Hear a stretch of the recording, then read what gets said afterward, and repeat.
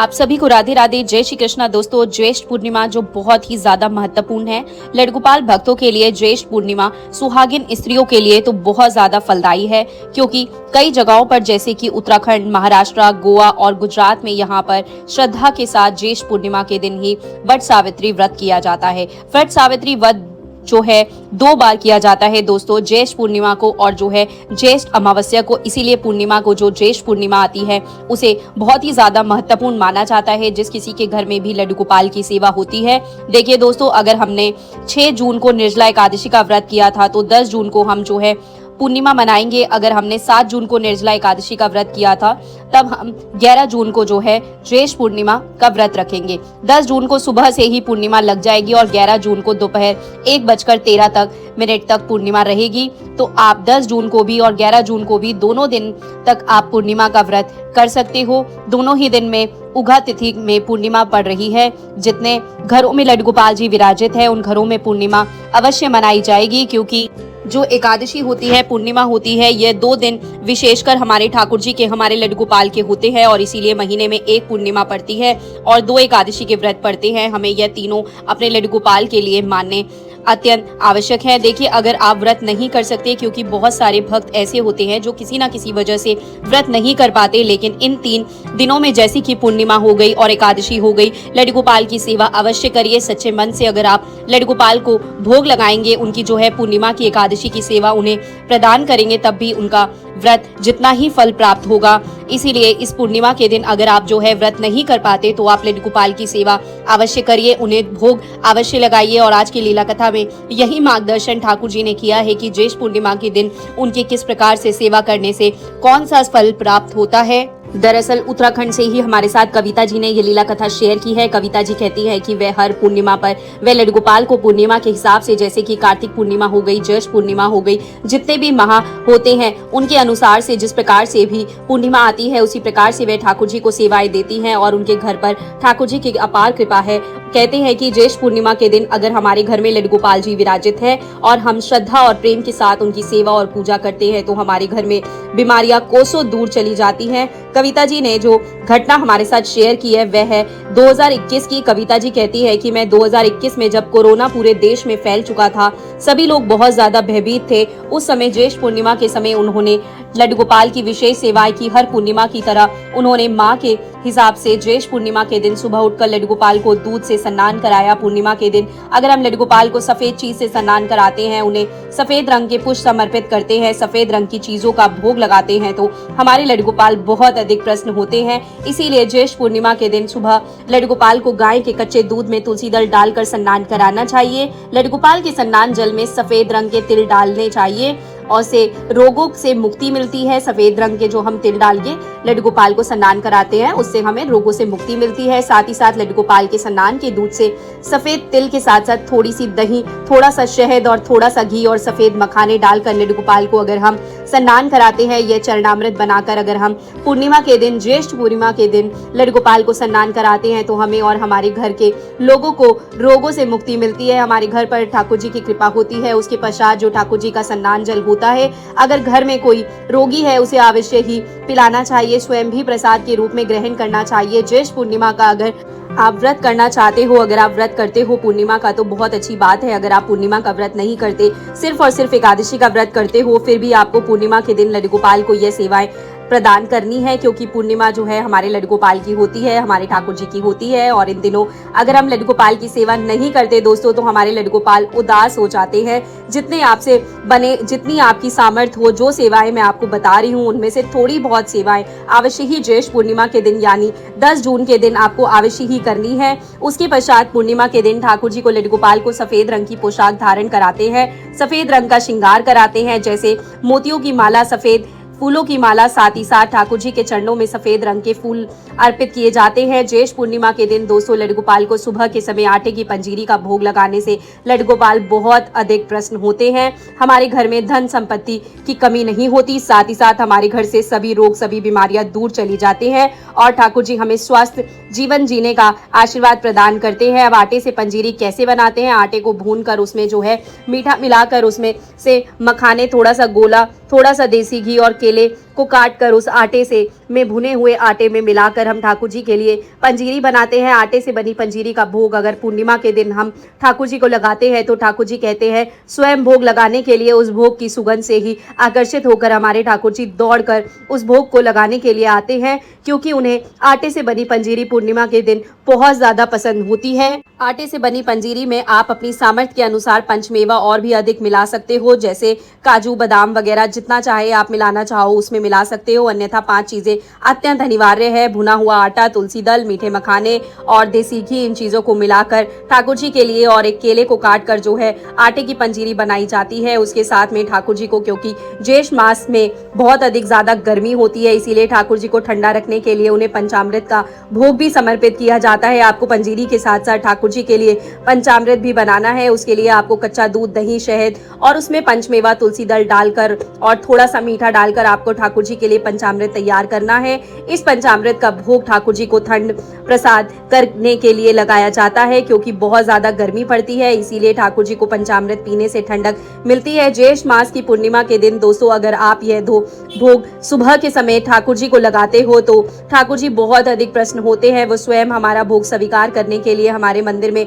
उपस्थित हो जाते हैं, क्योंकि ठाकुर जी को आटे से बनी पंजीरी और जो पंचामृत हम बनाते हैं पूर्णिमा के दिन वह भोग बहुत ज्यादा प्रिय होता है। दोपहर के समय या फिर शाम के समय आप जो है ठाकुर जी को खीर का भोग अवश्य ही लगाए। दोपहर के समय या फिर शाम के समय जब भी आपको उचित लगे, आपको भोजन की जगह ठाकुर जी को खीर का भोग लगाना है। पूर्णिमा के दिन अगर हम ठाकुर जी को सफेद रंग की खीर में केसर डालकर या फिर बिना केसर के तुलसी दल डालकर ठाकुर जी को, लड्डू गोपाल को खीर का भोग लगाते हैं तो उससे भी लड्डू गोपाल बहुत अधिक प्रसन्न होते हैं। साथ ही साथ माता लक्ष्मी भी खीर के प्रसाद से बहुत ज्यादा प्रसन्न होती है। हमें उन्हें भी भोग लगाना चाहिए।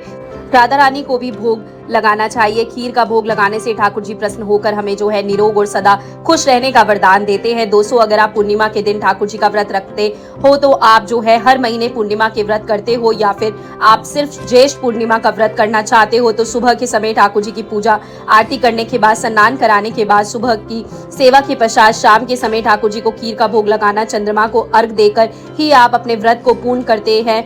यह व्रत अगले दिन नहीं बल्कि शाम के समय ही, पूर्णिमा के दिन ही पूर्ण हो जाता है।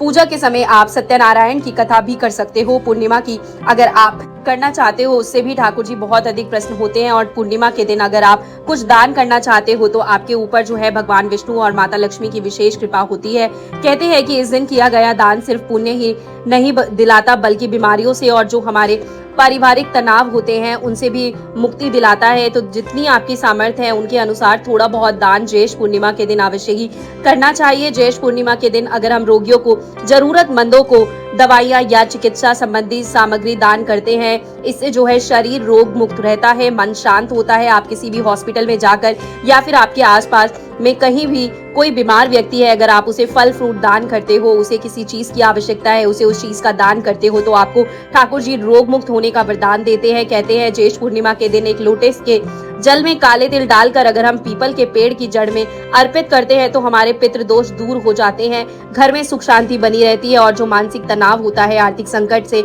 हम जूझ रहे होते हैं, वे सब दूर हो जाते हैं। इस दिन गरीबों को दूध और दही का दान करना चाहिए, इससे हमारा चंद्रमा मजबूत होता है। जैसे कि आपके आसपास कोई गरीब है, उन्हें जो दूध से बनी वस्तुएं दान कर दीजिए, जैसे कि खीर हो गई, दही का दान कर दीजिए। इससे आपका चंद्रमा मजबूत होता है और आपकी जो दिमागी उलझने हैं अपने दोस्तों, आपको राहत मिलती है। मौसमी फलों का भी दान आप कर सकते हो, जैसे कि सत्तू और ठंडी चीजों का जो गर्मी के असर में राहत प्रदान करती है।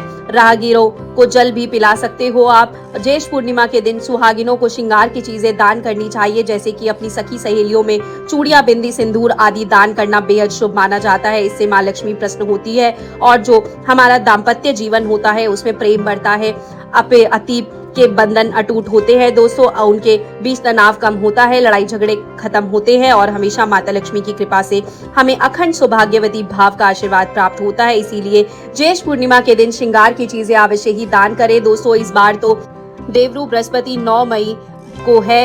इस दिन देवरू बृहस्पति मिथुन राशि में अस्त होने जा रहा है और बृहस्पति को ज्योतिष में विशेष स्थान प्राप्त है। देवगुरु बृहस्पति जी की कृपा से व्यक्ति का भाग्य उदय होना तय होता है। इसीलिए देवगुरु बृहस्पति को गुरु का ज्ञान, शिक्षक, संतान, बड़े भाई, शिक्षा, धार्मिक कार्य, पवित्र स्थल, धन, दान, पुण्य और वृद्धि आदि का कारक ग्रह कहा जाता है। तो इस बार ज्येष्ठ पूर्णिमा जो पड़ रही है वो बहुत ज्यादा फलदायी है और कहते हैं कि इस ज्येष्ठ पूर्णिमा के दिन आपकी जो भी मनोकामना है, अगर आपके घर में लड्डू गोपाल जी विराजित है और इस प्रकार से आप दान पुण्य करते हुए ठाकुर जी की सेवाएं करते हो, जो भोग मैंने आपको बताए हैं वो भोग लगाते हो, उन्हें सफेद श्रृंगार करते हो, हल्के पीले रंग का श्रृंगार करते हो, साथ ही साथ तुलसी माता को भी सेवा करते हो, तुलसी माता में दीपक आदि जलाते हो, तो आपके घर में बीमारियों को सो दूर चली जाएंगी। ठाकुर जी की कृपा होगी, ठाकुर जी जागृत होंगे और जागृत होकर आपको आशीर्वाद प्रदान करेंगे।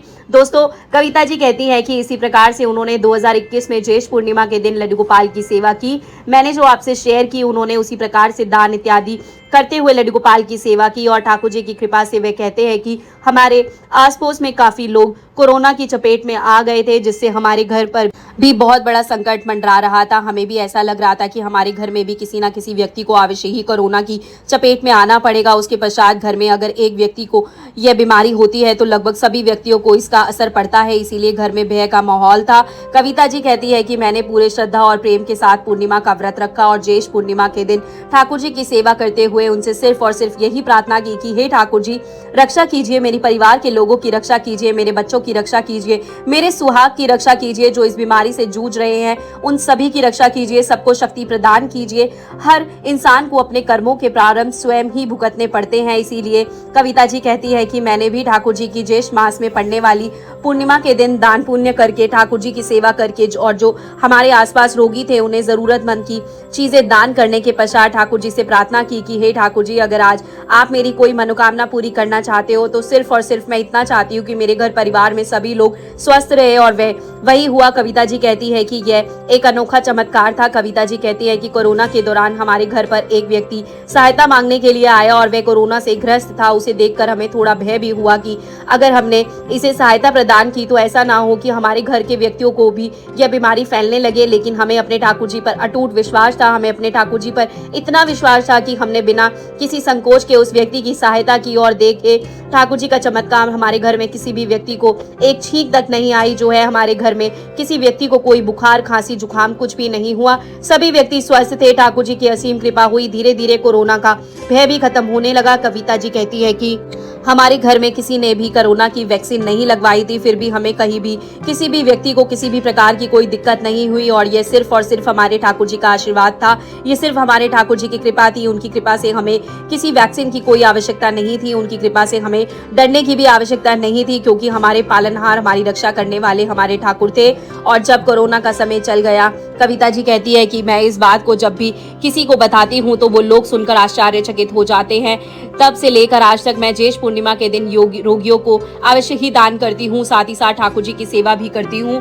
कविता जी कहती है कि ज्येष्ठ पूर्णिमा बहुत ही फलदायी पूर्णिमा है। उसी से साथ साथ हर महीने में पड़ने वाली पूर्णिमा हमारे लड्डू गोपाल की ही होती है। तो दोस्तों, आप लोग भी ध्यान रखा कीजिए, जब भी पूर्णिमा आए, आप व्रत करो या ना करो, लेकिन पूर्णिमा के दिन अगर लड्डू गोपाल जी आपके घर में विराजित है तो उन्हें पूर्णिमा की सेवाएं अवश्य ही प्रदान करो। फिर देखना ठाकुर जी कितने प्रसन्न होते हैं और आपके घर पर कितनी कृपा बरसाते हैं। जो कोई भी लड्डू गोपाल को विराजित करता है उन्हें जो है पूर्णिमा और एकादशी अवश्य ही मनानी चाहिए। एकादशी के दिन और पूर्णिमा के दिन ठाकुर जी को सेवाएं अवश्य ही प्रदान करनी चाहिए, क्योंकि यह हमारे ठाकुर जी को प्रसन्न करने के बहुत ही अच्छे दिन होते हैं, जिनमें से हम ठाकुर जी की सेवा करके उनका आशीर्वाद प्राप्त कर सकते हैं। दोस्तों, हमारे साथ बने रहिए। हम आपके साथ लड्डू गोपाल की पूर्णिमा की सेवा, एकादशी की सेवा सभी शेयर करते रहेंगे, जिससे आपको भी ठाकुर जी का आशीर्वाद प्राप्त हो। और देखिए, हमारे पास कोई ना कोई ऐसी लीला कथा अवश्य आती है जिसके माध्यम से ठाकुर जी बहुत बड़ा मार्गदर्शन कर देते हैं, जिससे उनके भक्तों को भी यह ज्ञान प्राप्त हो जाता है कि किस दिन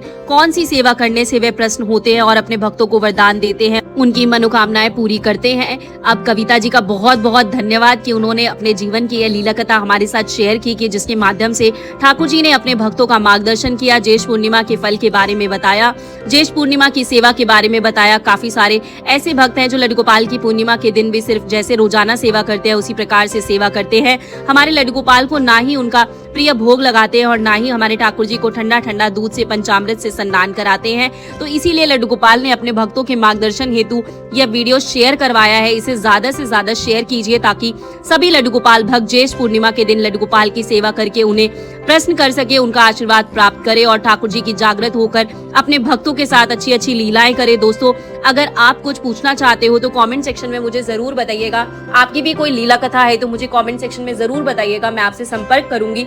अगर कुछ विचार नहीं भी है आपके तो कमेंट सेक्शन में भगवान का नाम जरूर लिखिएगा। राधे राधे, जय श्री कृष्णा। कल मैं आप सभी लड्डू गोपाल भक्तों के लिए, अपने प्यारे भक्तों के लिए एक और लीला कथा लेकर आऊंगी। मेरे साथ जुड़िए रहिए। अभी फिलहाल आप सभी को मेरी तरफ से राधे राधे, जय श्री कृष्णा। बांके बिहारी लाल की जय। दोस्तों।